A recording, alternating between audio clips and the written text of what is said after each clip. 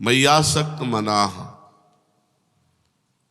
जो नाम जप है, मंत्र जप है, जब इसको हम निरंतर करते हैं तो हमारी आसक्ति होने लगती प्रभु में। इसमें ये वर्णन किया गया, कोई भी नाम या कोई भी मंत्र सिद्ध तभी होगा जब वो गुरु से प्राप्त हुआ है, गुरुमुख से।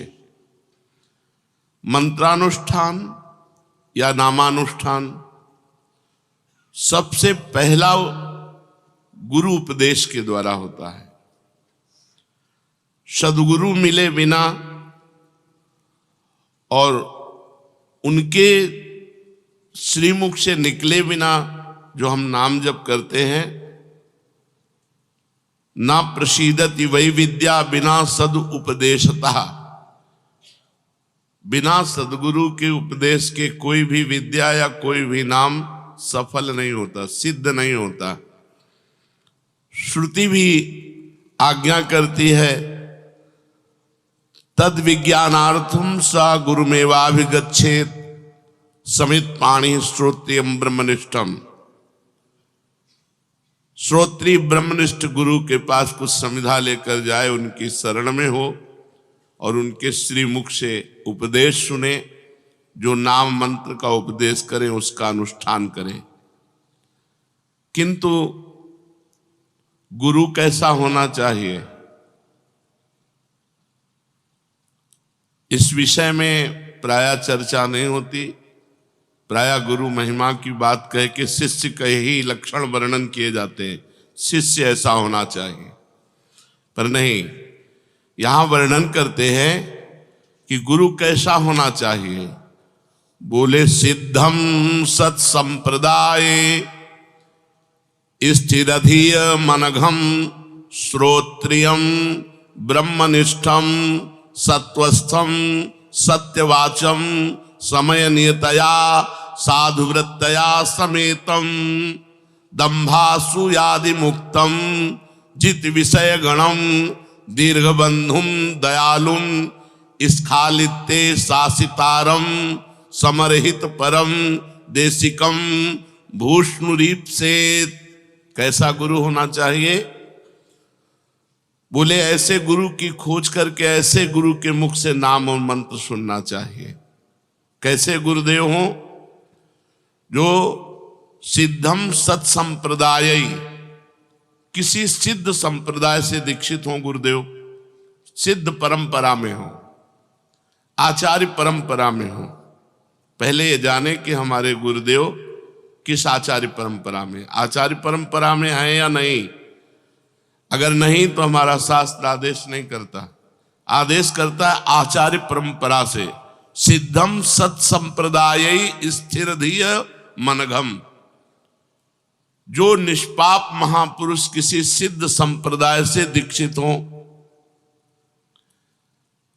और जिनकी बुद्धि संप्रदाय की उपासना में स्थिर हो, केवल दीक्षित से ही नहीं, और वो साधन करते हुए निष्पाप हो चुके हों और श्रोत्री ब्रह्मनिष्ठ हों, जो शास्त्रों का ज्ञान रखते हो, शब्द ब्रह्म का और परमात्म तत्व का जिनको बोध हो, हर समय सत्य में स्थित हो, सत्य वक्ता हो और समयानुकूल साधुवृत्ति से संपन्न हो, दंभ और असूयादि दोषों से रहित हो, जितेंद्रिय हो, परम सुहृद हो, परम दयालु हो और शिष्य का पतन होते देखकर उस पर टूट पड़े, उस पर शासन करके कठोर शासन के द्वारा उसको फिर सत्मार्ग में तत्पर करे, ऐसे सदगुरु का पहले वर्णन करे।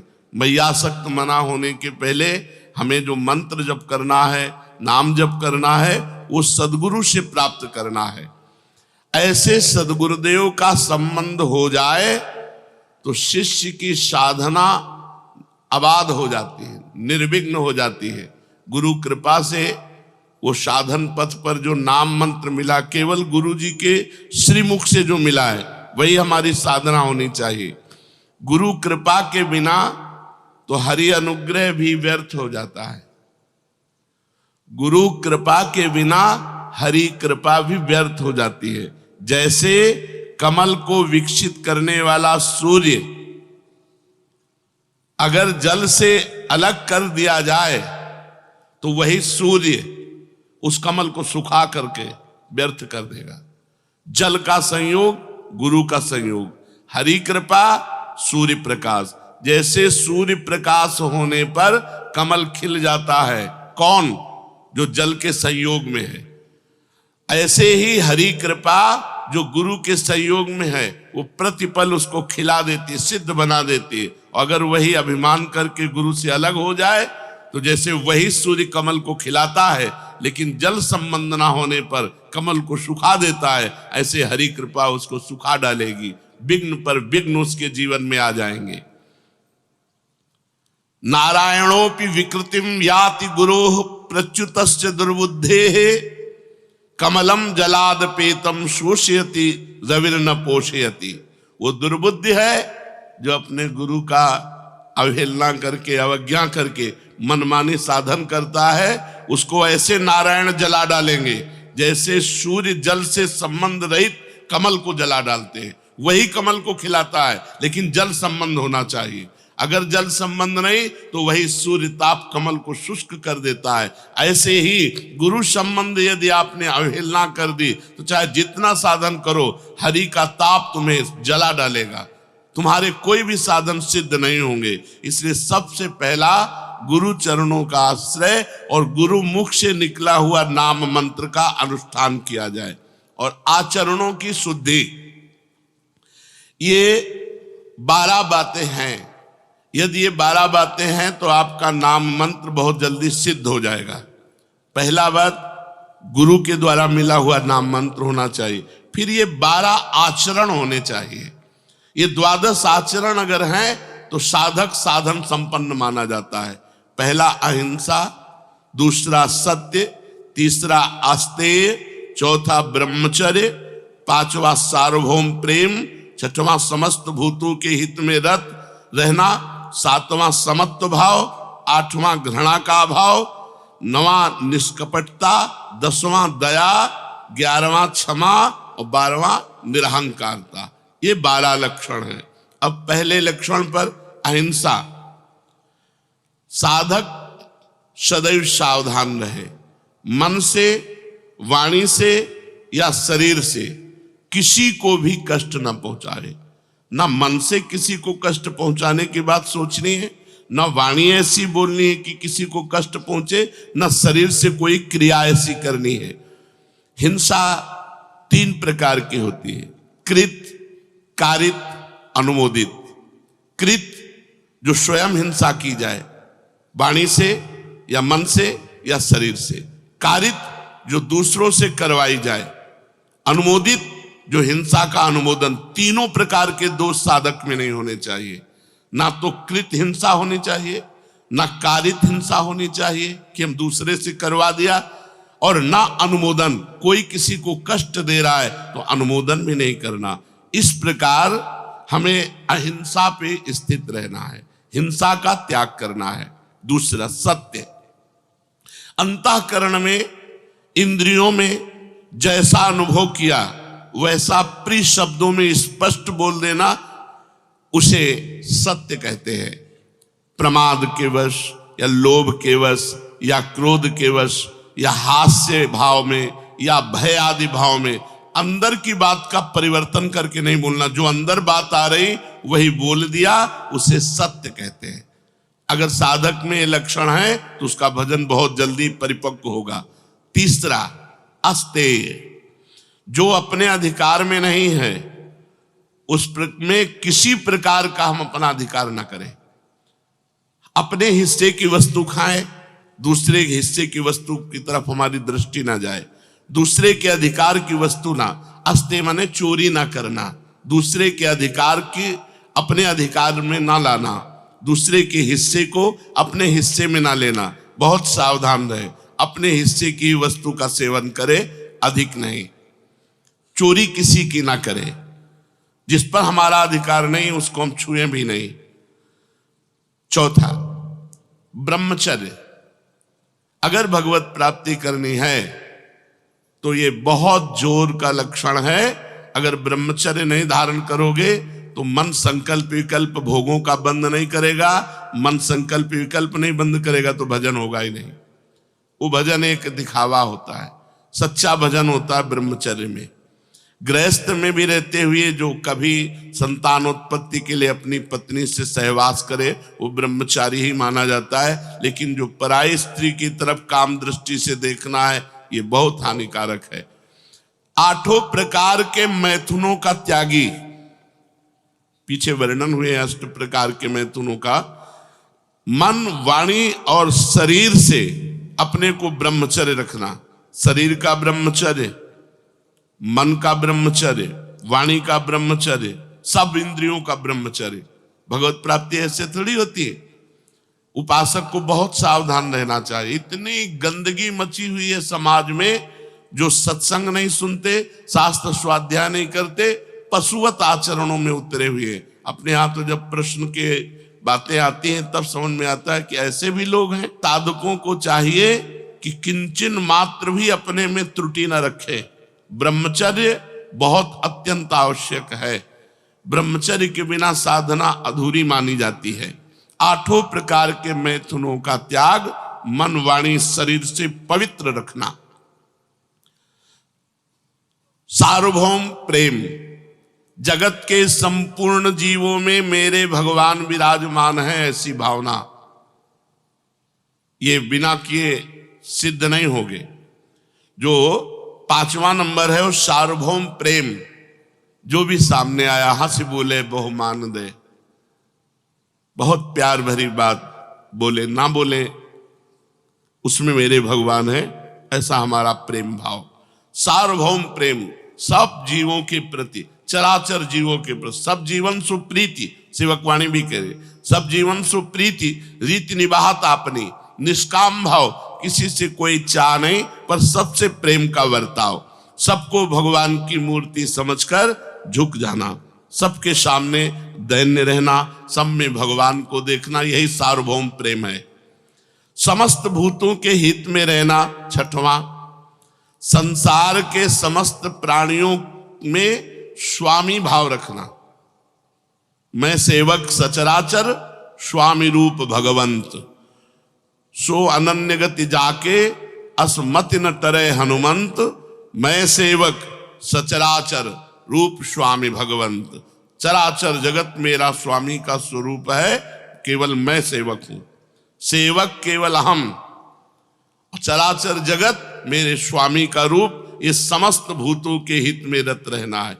संसार के समस्त प्राणियों में सेवा भाव करने की भावना। पशु पक्षी जड़ चैतन्य सब हमारे स्वामी और हम सबके सेवक। सेवा भाव कहा गया है। हम सेवा तो नहीं कर पाएंगे सब चराचर जगत की, लेकिन चराचर जगत को स्वामी रूप से देखकर सेवा भावना हमारे हृदय में है। सब जगत हमारा स्वामी का रूप और मैं समस्त जगत का सेवक। ये वो बातें हैं जिनसे मैयासक्त मना होगे, जिससे भगवत प्राप्ति हो जाएगी। अगर ये बातें नहीं है तो साधक खोखला है। खोखले में क्या है, ऊपर से दिखावा भगवत भक्त का और अंदर से सब ढोंग चलता रहता है। 7वां समत्व भाव, समस्त जीवों में समान अधिकार परमात्मा का। सुख दुखों को दूसरों के अपने सुख दुख समझना। दूसरा कोई दुखी है उसे देखकर द्रवित हृदय हो जाना। सब में एक ही तत्व विराजमान, जो यहां वो यहां। तो जैसे हमारे हाथ में पीड़ा हो तो हमें दर्द होता है, ऐसे किसी की पीड़ा देखकर हमें दुख होना। सब में समत्व भाव रखना। 8वां, किसी के प्रति भी घृणा न होना। ईश्वर ही स्वयं सृष्टि के रूप में है, सभी जीव वही बना हुआ है, अतएव किसी भी जीव से घृणा नहीं होनी चाहिए। ऐसा दृढ़ निश्चय होना चाहिए। कोई घृणित रूप में कोई घृणा की, अगर हमारे अंदर घृणा आ रही तो हम साधक नहीं, उसमें भी मेरा प्रभु है। घृणा की किंचन मात्र भावना ना होना। और नवा, निष्कपटता। साधक के व्यवहार में कपट नहीं होना चाहिए। व्यवहार, कथन, क्रिया तीनों एक होनी चाहिए। जो मन में वही वचन में, वही क्रिया में, तो ये निष्कपट व्यवहार कहा जाता है। मन में कुछ और, वाणी में कुछ और, क्रिया में कुछ और, ये कपटी पुरुष के लक्षण हैं। 10वां, दया। जगत के किसी भी जीव के दुख को देख करके तत्पर हो जाना उसकी दुख निवृत्ति के लिए। दया, पर सावधानी, दया बिना साधु कसाई, और दया करी तो आफत आई। दया में ही भरत जी के 3 जन्म लगे थे। दया ऐसे करो जैसे डूबने वाले को बचाने के लिए सहारा दे दिया, स्वयं को नहीं पकड़ाया। अगर स्वयं को पकड़ाओगे तो पहले वो तुम्हें डुबोएगा, मरेगा तो वो भी, पहले तुम्हें मारेगा बाद में वो मरेगा। ऐसे ही विषयी पुरुषों पर, भ्रष्ट पुरुषों पर, विमुख जनों पर, भगवत चरणारविंद से जो बिलग हैं, इन पे दया करो, इन्हें नाम रूप पकड़ाओ और आप बचो। नाम रूप पकड़ाओ, भव समुद्र से निकालने के लिए भगवान के नाम रूप गुण लीला को पकड़ाओ और आप बचे रहो, आप बिल्कुल असंग रहो। दया बिना साधु कसाई, और दया करी तो आफत आई। दया के बिना तो साधुता ही नहीं, पर दया संभाल के करे जिससे अपने आप को परमार्थ से भ्रष्ट ना कर दे। 11वां, क्षमा। कोई कितना भी सताए पर उसके साथ हमारा व्यवहार प्रेम में होना चाहिए। ये साधु की साधुता है, ये साधक की साधना है। यदि कोई भी हमारे साथ गलत व्यवहार करता है, गाली देता है, अपमान करता है, निंदा करता है, तो जब हम उससे मिले तो हमारे चेहरे में सौम्यता होनी चाहिए और ऐसे ही मिले जैसे प्रेमी जनों से मिलते। ये याद भी न रहना चाहिए कि कल इसने हमको गाली दिया था, कल इसने हमारा अपमान। नहीं, सब में प्रभु है। प्रभु प्रेरित चेष्टा हो रही थी, वो तो हमारी परीक्षा हो रही थी। हमें पुष्ट करने के लिए भगवान इसको निमित्त बनाया, इसका कोई दोष नहीं। वो क्षमा, वो हृदय से ऐसे क्षमा कर देता है कि कल किए हुए अपराध की स्मृति भी दूसरे दिन नहीं रहती। वो प्रेम व्यवहार। सेवक वाणी में महाप्रभु के लिए कहा गया, करत जे अनसहन निंदक तिनहु पे अनुग्रह क्रियो। जो अनसहन कर रहे थे, जो निंदा कर रहे थे, उन पर भी कृपा की, प्रेम किया। 12वां, निरहंकारता।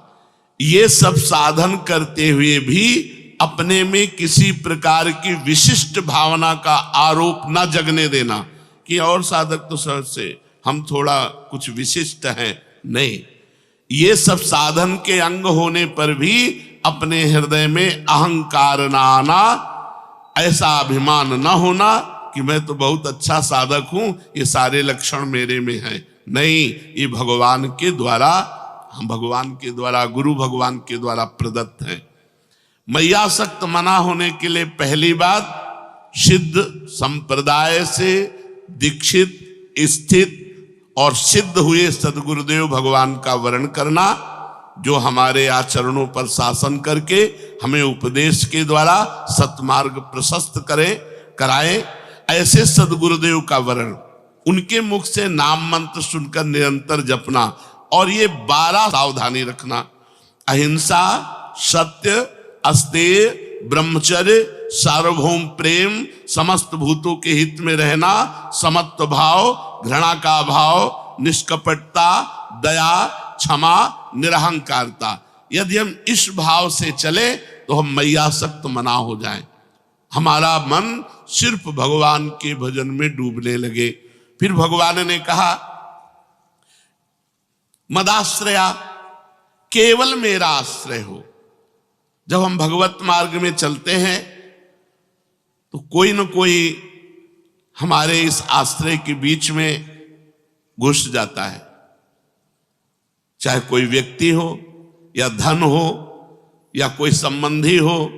कुछ न कुछ आशा ममता किसी और से होने लगती है, ये जीवन में नहीं होने देना चाहिए। साधक को जीवन भर इस बात से बचाए रखना चाहिए, हमें भगवान मिले ना मिले, लेकिन हम भगवान के सिवा किसी को अपना नहीं बना सकते, अपना नहीं बना सकते, अपना नहीं मान सकते। हमारा आश्रय पक्का, भरोसा दृढ़, तभी मदाश्रया माना जाएगा। और ये बहुत जोर की बात है, मय्यासक्त मना से भी जोर की बात है मदाश्रया। अगर आश्रय पुष्ट है और मन चंचल है तो भी भगवत प्राप्ति हो जाएगी, पीछे आप सुन चुके। मदाश्रया, मेरी ही आशा, मेरा ही भरोसा, मेरा ही सहारा, मेरा ही विश्वास, सर्वथा मेरे जो आश्रित है उसे मदाश्रया कहते हैं। संसार के धन संपत्ति, वैभव, विद्या, बुद्धि, योग्यता, कुटुंब आदि का जो आश्रय है ये नाशवान है, ये मिटने वाला है, ये स्थिर नहीं है, सदा रहने वाला नहीं है, सदा के लिए पूर्ति तृप्ति करने वाला नहीं है। परंतु भगवान का आश्रय कभी किंचन मात्र भी कम होने वाला नहीं, क्योंकि भगवान का आश्रय पहले था, भगवान का आश्रय अब भी है और भगवान का आश्रय आगे भी रहेगा। आश्रय केवल भगवान का लेना चाहिए। किसी विद्या का, धन का, साधना का, कोई बल का, किसी व्यक्ति का बिल्कुल आश्रय साधक के हृदय में नहीं होना चाहिए। योगम युंजन, इसका मतलब होता है अखंड संबंध। मय्यासक्त मना, मन मेरे में आसक्त हो, और मदाश्रया, मेरे ही आश्रित हो। अब योगम युंजन माने अखंड संबंध। तो हमारा भगवान से अखंड संबंध था, है, रहेगा, क्योंकि ईश्वर अंश जीव अविनाशी, ईश्वर का अंश है जीव। ममैवांशो जीव लोके जीव भूता सनातना, हम भगवान के अंश हैं तो हमारा सीधा संबंध है। हमारे अंशी भगवान हैं, भगवान थे, भगवान रहेंगे। ये बीच में जितने संबंध माने हुए हैं इनका त्याग करना पड़ेगा। इनमें केवल भगवान की सत्ता देखनी पड़ेगी। सबकी ममता ताग बटोरी, मम पद मन है बांध बर डोरी। जब तक साधक ये नहीं करता तब तक नाटक चलता रहता है। शुद्ध भक्ति, शुद्ध ज्ञान का मार्ग असंग है, अंदर से असंग है। एकमात्र भगवान का आश्रय और एकमात्र भगवान से संबंध, संबंध भी केवल एकमात्र भगवान से। संत भगवान, गुरु भगवान, जगत भगवान, जितने संबंधी भगवान, भगवान के सिवा कोई नहीं। जो है उनको हटा दो, वहां भगवान को स्थापित करो। पिता भगवान, माता भगवान, भाई भगवान, पुत्र भगवान, पत्नी भगवान, सब रूपों में भगवान है। हमारा एकमात्र संबंध केवल भगवान से। तो योगम युंजन, योगम युंजन, युंजन का मतलब होता है अखंड और योग का मतलब होता है संबंध। यहां जो योग का शब्द का है वो संबंध, अखंड संबंध भगवान से। अखंड संबंध जो भी व्यवहार में आवे केवल भगवान। नाते नेह राम के मनियत सुहृद सुसेव्य जहां लो, गोस्वामी जी ने मीरा जी को पत्र में लिखा था। केवल संबंध, नाते नेह राम के मनियत सुहृद सुसेव्य जहां लो। जितने भी सुसेव्य हैं, बड़े बूढ़े जन हैं, जितने भी सुहृद जन हैं, हमारा एक संबंध रहेगा। ये सब श्री जी के हैं तो हम इनको अपना मानेंगे। श्री जी के नहीं, हमारा भाव नहीं बैठता तो असंगो हम। ये प्रभु हैं हमारे साक्षात, इसी भाव से हम संबंध रखेंगे। नाते नेह राम के मनियत, भगवान के नाते से सारा संबंध। तब योगम युंजन, भगवान कह रहे मेरे समग्र रूप का साक्षात्कार कौन कर पाएगा? तो बोले मय्यासक्त मना, जो मेरे में आसक्त मन वाला है, और मदाश्रया जो केवल मेरे आश्रित है, और योगम युंजन जो केवल मेरे से संबंध रखता है। भगवान के साथ जो स्वतः सिद्ध अखंड संबंध है, उस संबंध को मानता हुआ सिद्धि असिद्धि में सम रहता हुआ साधक जप, ध्यान, कीर्तन, भगवान की लीलाओं का गायन, श्रवण, स्वरूप का चिंतन, इसमें लगा रहता है, उसे कहते हैं योगम युंजन। सिद्धि असिद्धि में सम। हमारा कर्तव्य है केवल भगवान की लीला गायन, नाम जप, नाम कीर्तन, भगवत सेवा, ये हम 8 पैर कर रहे हैं। सिद्धि असिद्धि में सम, लाभ हानि में सम, परिणाम में सम। और हमारा प्रभु से संबंध था, है, रहेगा। उसी को गुरु जी ने संबंध जागृत करा दिया, उसी को जागृत कराया है। जो है संबंध, उसी का अनुभव कराया कि तुम श्री जी के, हमारे यहाँ संबंधों के लिए भाव है, दास्य भाव है, सख्य भाव है, गोपी भाव है, वात्सल्य भाव है, सहचरी भाव। भाव के द्वारा संबंध जो था, जो है, जो रहेगा, उसे जागृत कर दिया गया। असंशयम समग्रम माम, जिसका मन भगवान में आसक्त हो गया है, वही आसक्त मना, और जो भगवान के ही आश्रित सहारे है, मदाश्रया, और जिसने केवल भगवान से ही संबंध स्वीकार किया है और किसी से हमारा संबंध ही नहीं है, ऐसा पुरुष भगवान के समग्र रूप को जान लेता है। अर्थात सगुण, निर्गुण, साकार, निराकार, जो भी जैसे भगवान है, संपूर्ण। भगवान अपने भक्ति की बात कहते कहते अघाते नहीं। ज्ञान मार्ग से चलने वाला तो भगवान को जान सकता है, परंतु भक्ति मार्ग से जो जान चला तो भगवान के समग्र रूप को जान जाता है। निर्गुण, सगुण, निराकार, साकार, तत्वबोध, भगवत साक्षात्कार, सब कुछ। अपने इष्ट का जिस रूप में दर्शन करना चाहता है, उस रूप में उसको दर्शन हो जाते हैं। इसमें खास बात समझनी है जो बड़ी कठिन है। केवल भगवान में आसक्ति, यहां शरीर में आसक्ति है, भोगों में आसक्ति है, रिश्ते नातों में आसक्ति है, धन में आसक्ति है, क्या क्या, ये सब नाम जप से दूर हो जाएगा। आप चिंता ना करो, गुरुमुख से मिले हुए नाम जप पर ध्यान दीजिए और नाम जप का प्रभाव देखिएगा कि आपको सब जगह से अरुचि करवा देगा। अंदर ही अंदर, बाहर कोई जान न पावे कि आपको अरुचि है, कि ये इस कोटि के भक्त हैं, ऐसा कोई जान न पावे। ऐसी चेष्टा करो। व्यवहार एक साधारण और स्थिति असाधारण। आसक्ति केवल मेरे में ही हो, आश्रय केवल मेरा ही हो,